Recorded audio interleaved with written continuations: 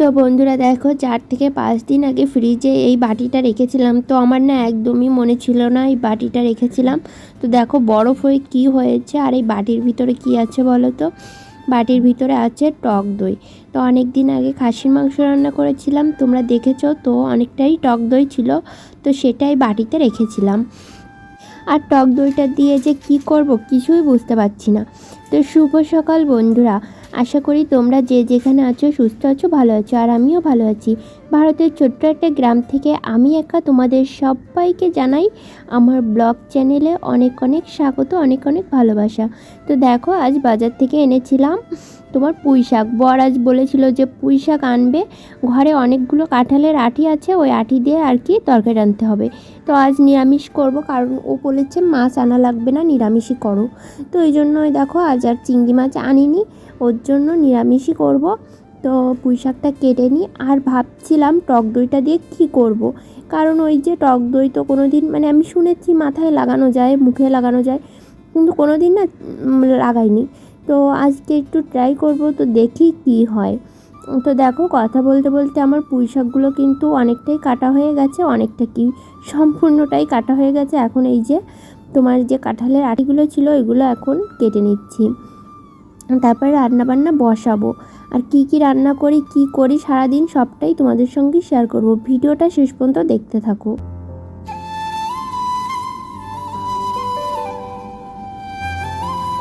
তারপরে এদিকে দেখো সবজিপাতি সবই কাটা হয়ে গেছে। তারপরে দেখি বাটিটা বরফ মানে আর কি গলে গেছে। তারপরে দেখো বাটি থেকে এই যে এখন আমি টক দইটা বের করে দেখি ঠিক মতনই হয়েছে। তারপরে একটু সরিয়ে রেখেছি, ওইটুকু মুখে মাখবো। আর এই যে বড় বাটিতে এখন লেবু আর কি চিপে নিচ্ছি। ঘরে লেবু ছিল তো ভাবছি লেবু দিই, লেবুও তো অনেকে মাথায় লাগায়, তো আমি কোনো দিন লাগাইনি, এই ফার্স্ট টাইম, তো জানি না কী হবে। আর লেবু আর টক দইটা দেওয়াতে কিন্তু ভীষণ সুন্দর সেন্ট বেরোচ্ছিল। আর ওদিকে কিন্তু আমি তরকারিও বসিয়ে দিয়েছি, আর এদিকে চলে এসেছি মাথায় টক দইটা লাগানোর জন্য। তো জানি না কি হবে। আর সত্যি কথা বলতে টক দইটা মাথায় লাগানোতে না মাথাটা যেন ঠান্ডা হয়ে যাচ্ছে, ভীষণ ভালো লাগছিল। আর আমার মাথায় অনেক চুল, সেই পরিমাণে কিন্তু টক দইটা অল্পই, সামান্য, কিন্তু তারপরও যেটুকু আছে সেটুকুই লাগিয়ে নিচ্ছি মাথায়।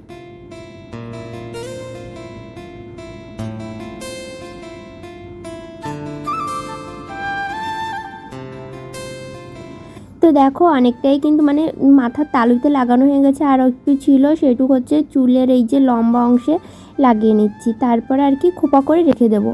আর এইভাবেই কিন্তু আমি আর কি রান্নাবান্নাগুলো করব, কারণ অনেক মানে কিছু সময় তো মাথায় রেখে তারপরে শ্যাম্পু করতে হবে। এই জন্য আর কি আমি রান্নাবান্নাগুলো করব, তারপরে কিন্তু স্নান করব। আর ওইদিকে দেখো তরকারিটাও বসিয়ে দিয়েছিলাম। তো আজ বললামই তো নিরামিষ করব, আলু আর হচ্ছে তোমার কাঁঠালের আটি, আর ফোড়নে দিয়েছিলাম রসুন। তো মাছ ছিল না, মানে মাছ আনিনি, তো যাই হোক খেতেও কিন্তু ভালোই হয়েছিল। তারপর এই যে তরকারিটা নামিয়ে তারপরে হচ্ছে রান্নাবান্না হয়ে গেছিলো। তো এদিকে চলে এসেছি মুখে, ওই যে একটা ফেস প্যাক করেছিলাম সেটা তোমাদের দেখানো হয়নি। তো টক দই আর দিয়েছিলাম হচ্ছে তোমার কফি, আর দিয়েছি হচ্ছে তোমার চালের গুঁড়ো। আর লেবু দিইনি, কারণ লেবু মুখে দিলে আমার মুখটা ভীষণ জ্বালা করে, এই জন্য আর লেবু দিইনি। তো এখানে মুখে মাখছিলাম, আর ওই যে লেবুর খোসাগুলো ওখানে চিপে রেখেছিলাম। তো আমার বর বাড়ি এসে কি বলবো, বলে কি লেবু কি তোমার মুখে মাখার জন্য কিনেছি? আমি বলছি লেবু তো মুখে মাখিনি, লেবু তো মাথায় মেখেছি, তোমার লেবু আমি মাথায় নিয়ে বেড়াচ্ছি। তো এরকমটাই আর কি বলছিলাম ওকে। তো দেখো চলে এসেছে, তো বলছে তুমি এইসব কেন করছো, তুমি জানো না আমার এইসব পছন্দ না।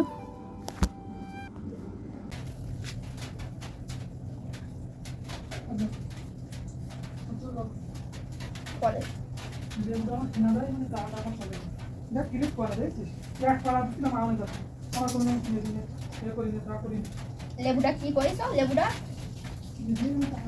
কেন তো লেবুকে মই নছিল মাথায় নইছে, মানে লেবুটা কিনে আমার মাথায় আমি কত কি লাগাচ্ছি টক দই নে, ওই কেন ওই মাংসের মধ্যে দিয়ে আনলাম না, বেশি ছেড়লাম। তো বন্ধুরা এই যে আমার বর চলে এসেছে, আর রান্না করেছি এখানে পুঁই শাক নিরামিষ কাঁঠালের আঠি দিয়ে, আর এখানে করেছি টক, এখানে আছে ভাত, বৃষ্টিটাও শুরু হয়ে গেছে বাইরে, আর করেছি মাছ ভাজা, ওই যে আমদি মাছ আছে, পেঁয়াজ দিয়ে ভাজা করেছি, কাকি দিল, ঠিক আছে। ব্যাস এই সব রান্না করেছি। বৃষ্টি শুরু হয়ে গেল।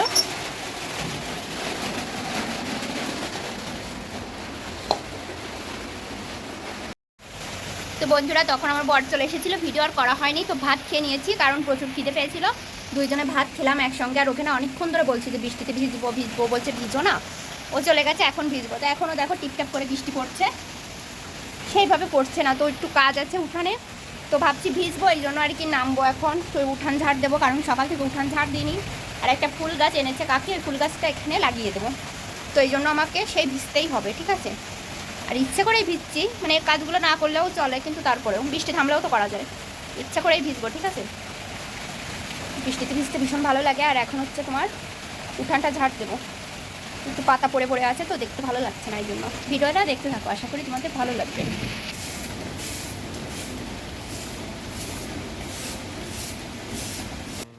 তো খাওয়া দাওয়া করে তো আমার বর চলে গেছে কাজে। আর এখন এই যে আমি বৃষ্টিতে ভিজে ভিজে কাজ করছি, মানে ওই যে উঠানটা ঝাড় দিচ্ছি।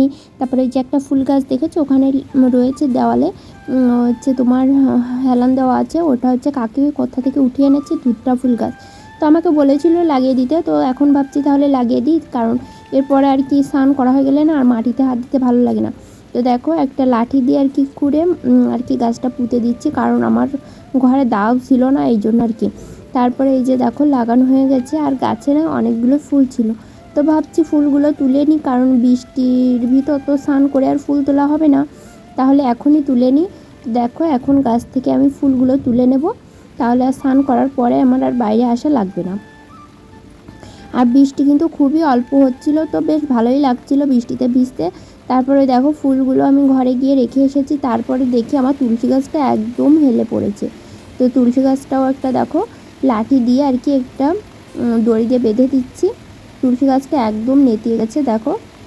তো যাই হোক, তুলসী গাছটা এখন একটু সোজা করে দিয়ে তারপরে এই যে ভিজতে চলে গিয়েছি রাস্তায়। আর ওই যে ছাদে, ওই ছাদে তোমাদের কি করে দেখাবো বলো, ফোনটা তো ঘরের ভিতর ছিল। তো ও বলছে কাকি তুমি ভিজছো, তোমার ফোন কোথায়, তুমি ভিডিও করছো না? আমি বলছি ওই যে ওখানে ফোন আছে। তো ও বলছে আমি আসবো, তো আমাকে আসতে দিচ্ছে না মা। আমি বলছি থাক, তোমার আশা লাগবে না, ঠান্ডা লেগে যাবে। আর আমিও দেখো এখানে ভিজছিলাম। তো বন্ধুরা এরপর থেকে না ভিডিও আর করা হয়নি, তো ভিডিওটা এই পর্যন্তই রাখছি। তো আজকের ভিডিওটা কেমন হচ্ছে অবশ্যই কিন্তু কমেন্ট করে বলবে।